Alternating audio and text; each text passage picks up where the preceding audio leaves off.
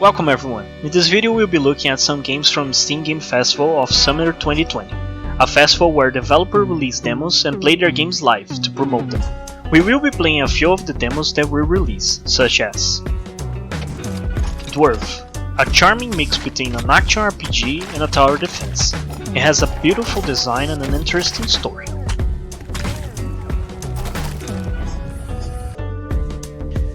Children of Silentown, a point-and-click adventure game with amazing graphics and soundtrack that moves between cute and creepy.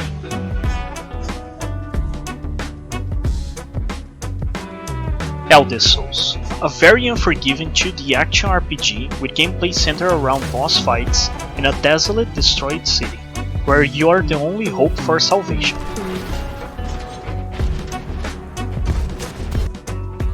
Ageless, a 2D platformer with a unique mechanic where you can make living things younger or older, which leads to a puzzle-like interaction.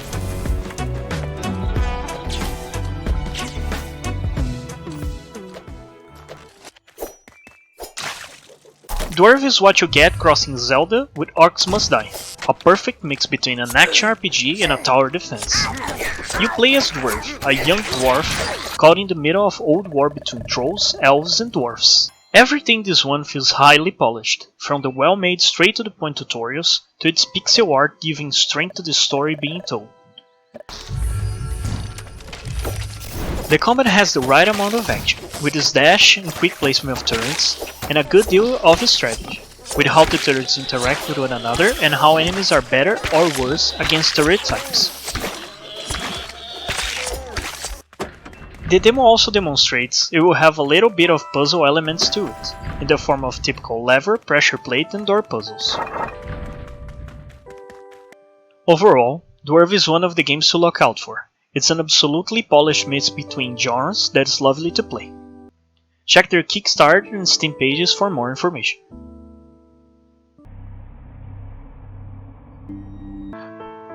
Children of Silentown is a well-polished point-and-click adventure where you play as Lucy, in a town filled with mystery surrounded at nightfall.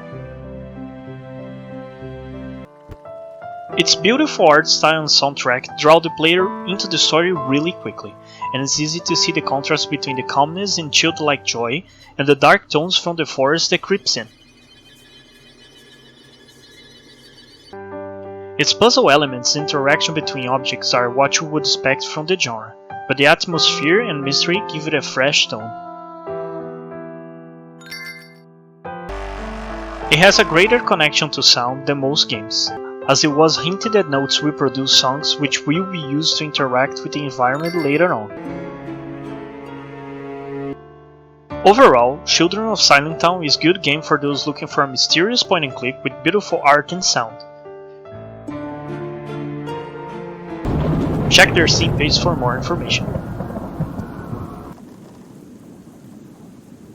Eldest Souls is what you get when you combine Titan Souls and Dark Souls with a splash of Bloodborne. Its architecture and game feel is on par with Souls games, making you feel alone in a dangerous place right when you start the game. The core combat loop is centered around boss fights, much in the way that Titan Soul does. It features a Dark Souls-like stamina system and Bloodborne's health regeneration with a twist, in which you have to charge your blood draining meter in order to heal as you damage enemies.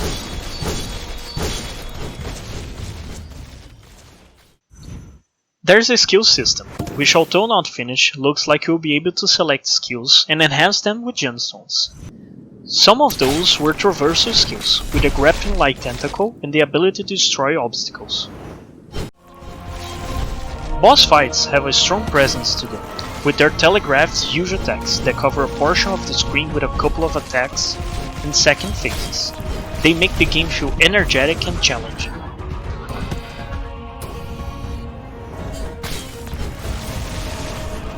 Overall, this is an awesome title for those craving for something like Titan Souls but with a darker twist. Check their Steam page for more information.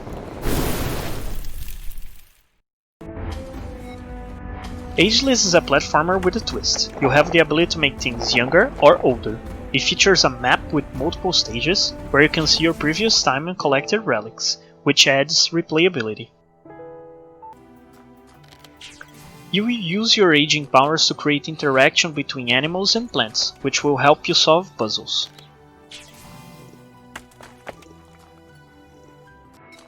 There's a special skill where you can become ageless, and you can drain life energy from living things to propel yourself, adding another dimension to the platforming aspect.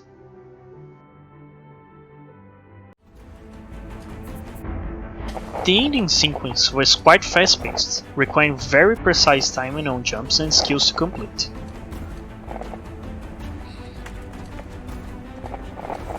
Overall, the game needs polish in a few places. The small amount of interaction between what you could age made even this short demo a little stale. The biggest issue I had was with wall jumping, where normal jump you could air control, wall jumping you couldn't, making it feel very clunky. Check their Steam page for more information.